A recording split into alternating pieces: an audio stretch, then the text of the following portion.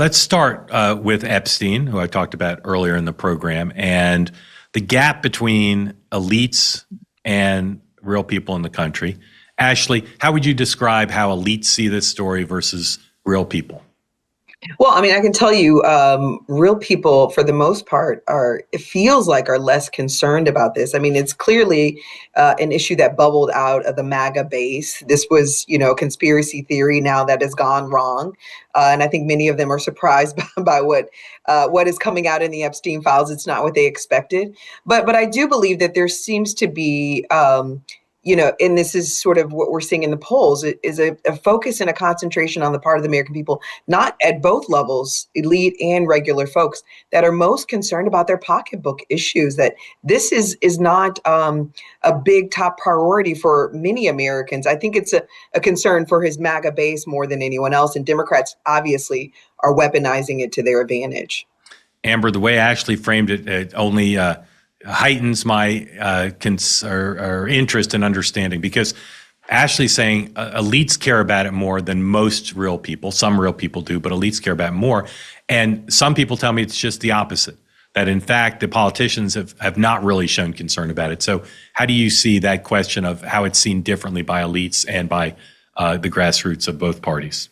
Well, I think both of you are right to an extent, because what the polls show is that voters do not rank the Epstein files as a top issue, but when they're asked about them, they care a lot, right? They have really strong opinions about the files being released, but they wouldn't put this up in their top 5 or maybe even top 10 most important things.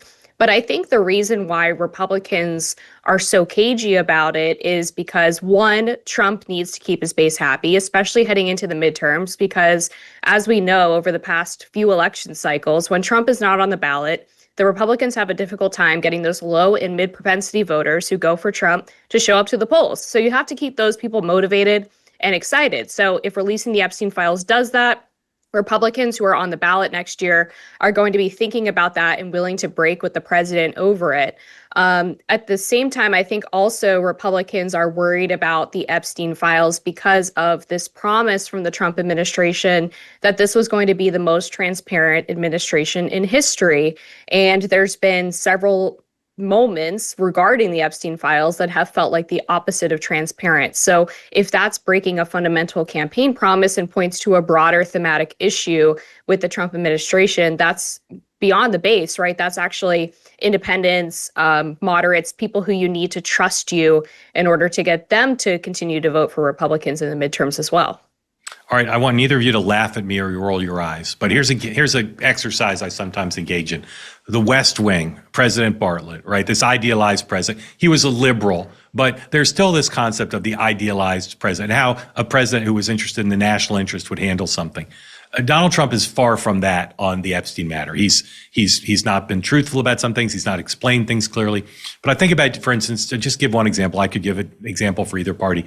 President Bush, when he was dealing with the issue of stem cell research, really struggled with it because there were issues of life on both sides, and his own party was divided, the country was divided, and he talked to a bunch of experts on it. He gave a very thoughtful speech in the Oval Office, used the Oval Office, right, to really try to show that this was a national moment that he wanted to address. Ashley, if this president or any president wanted to address the Epstein situation, how would they do it? What kind of speech could they give to unify the country, to explain, and including this issue of elites and trust and skepticism of elites, lack of trust in the criminal justice system? What would that look like if a president wanted to be a fictional president, not caught up in the politics of the moment, but really thinking high-mindedly?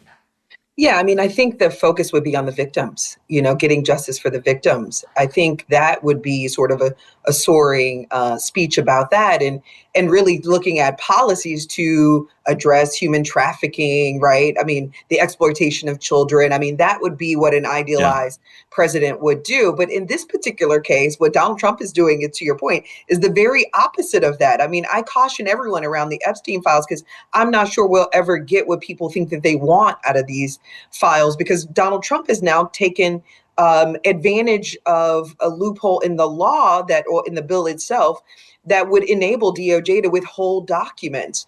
So especially if there's an ongoing investigation. So now Donald Trump has gone so far as to asked the Department of Justice to investigate Bill Clinton and other liberal donors and liberal icons as it relates to this particular investigation, so that those documents at the end of the day can be withheld. So the reality is I think we should just caution our expectations around this, because Donald Trump's never going to give himself up if he even is in these files, even more so in none of his rich billionaire friends that could also be in the file. So I would just say we should caution ourselves. But that is how a sort of idealized president would do it, and what Donald Trump is doing, which is on the very opposite end of that spectrum. Amber, stand by for 1 second, because I want to follow up, Ashley, with you on one thing.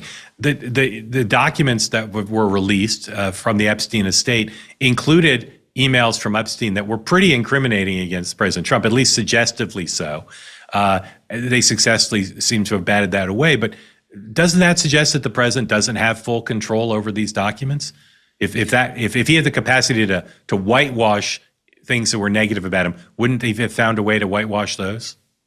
Well, I mean, I don't know legally. I'm no lawyer what the divide is there, or if President Trump has access to those documents. Yeah. But it is my understanding that DOJ has even more documents that could be even more incriminating, not just for him, but for a whole array of people. So yeah, I mean, he had no control over those particular documents, but he does have control over what DOJ has. Yeah.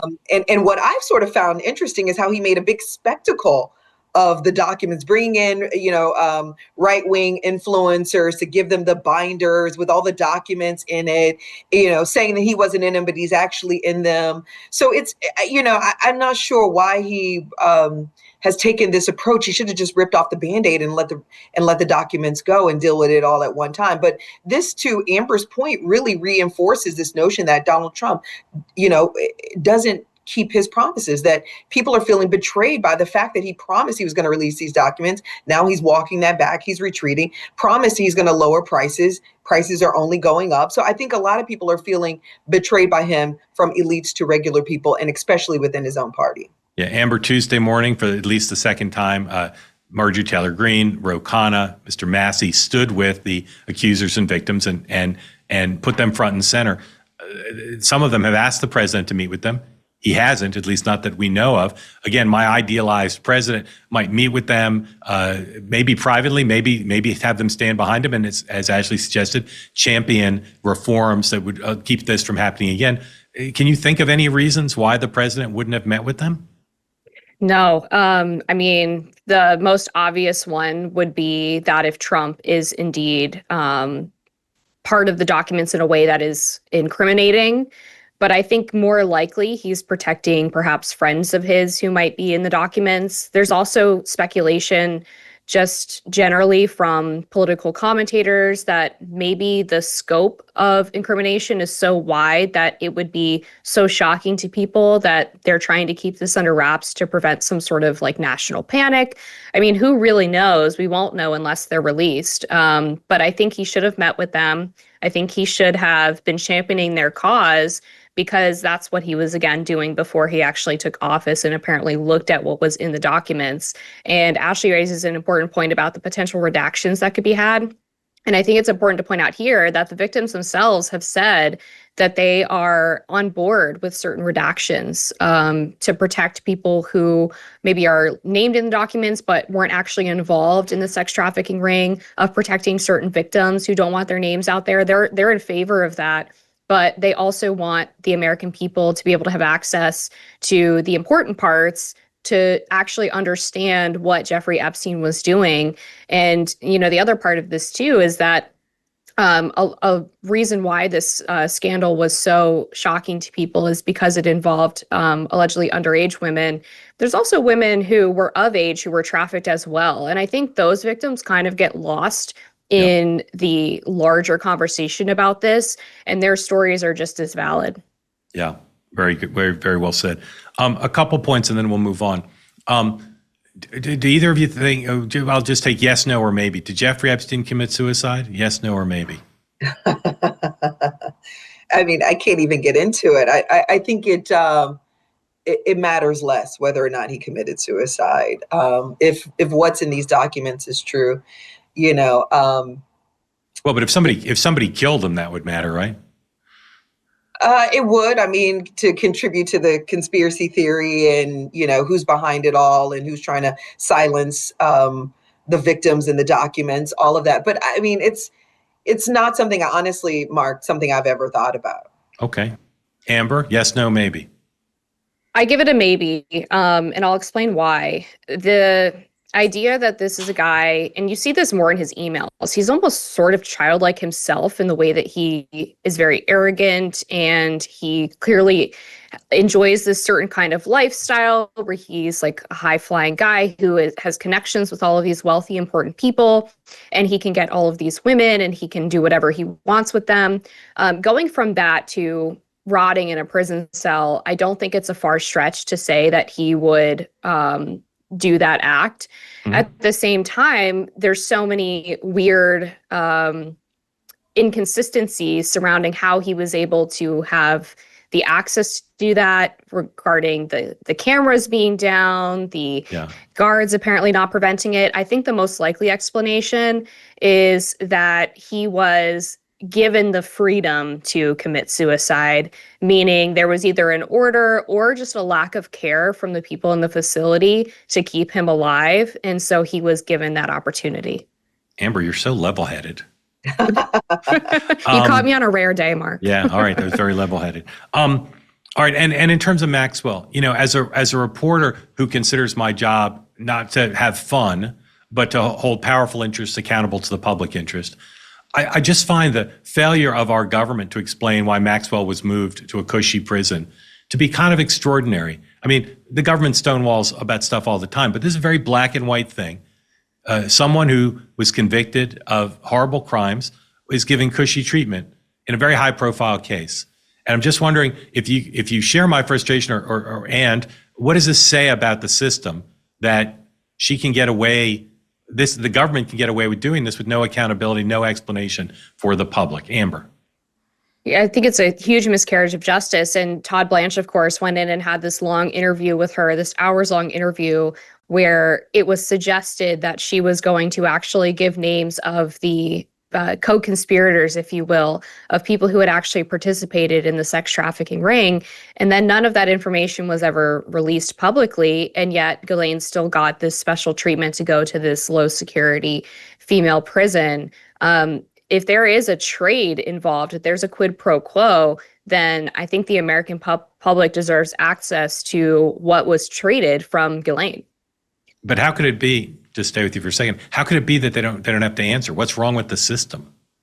Well, there's so much lack of trust in institutions and media for a long time. I mean, really 2 decades, that I think it's easier for government officials to get away with this kind of thing because people don't trust who's asking the questions. Yeah, that includes me. Ashley, does this bother you as much as it bothers me?